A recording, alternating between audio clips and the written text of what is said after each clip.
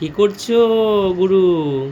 এই তো কালকে প্রোগ্রাম ছিল, আজকে প্রোগ্রাম নেই, তাই প্রোগ্রাম থেকে এসে সকালবেলা উঠেছি।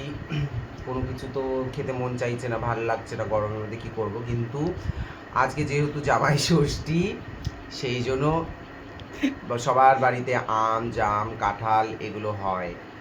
আমাদের বাড়িতেও হয়, যেহেতু আমাদের দুটো দিদি রয়েছে, সেই জন্য এখন আমি এখানে, আর কলকাতায় জামাই ষষ্ঠী, সেই কারণে আমাদের বাড়িতে আজকে হচ্ছে না, যেহেতু আমি নেই। সবাই একসঙ্গে মিলেমিশে খাওয়া দাওয়া আনন্দটাই আলাদা। তো আমি আজকে খাচ্ছি, এই যে দেখো আম কিনেছি, আম দিয়ে মুড়ি মেখে খাচ্ছি, কি ভালো লাগে।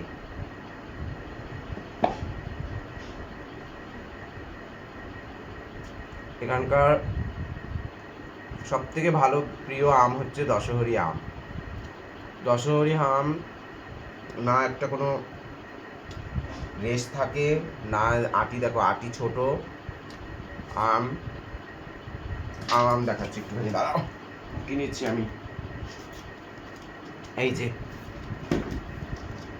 এগুলোকে বলে দশহরি আম। সস্তা। কত দিল রে? 100 টাকা। ও, 2 কেজি 100 টাকা। 2.5 কেজি 2 কেজি, এটা একটু ভালো, তাই এটা 2 কেজি 100 টাকা।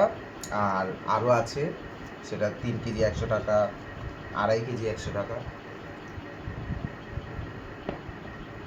মানে আমগুলো খুবই টেস্ট, খেতে খুবই ভালো।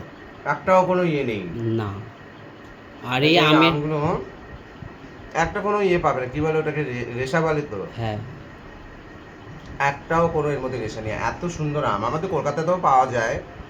তো দশহরি আম আমার খুব ভালো। একটা হচ্ছে হিমসাগর আম, যেটা ভিডিওতে দেখতে পেয়েছো, বাড়িতে খুব খেয়েছি। আর এখানে হচ্ছে দশহরি আম। এই দশহরি আম খাচ্ছি, এরপরে তো আমের সিজন চলে যাবে, এরপরে আর পাবো না। এরপরে হয়তো আচার, নাহলে ফ্রোজেন, এগুলোতেই স্বাদ মেটাতে হবে। তো আমি খাচ্ছি।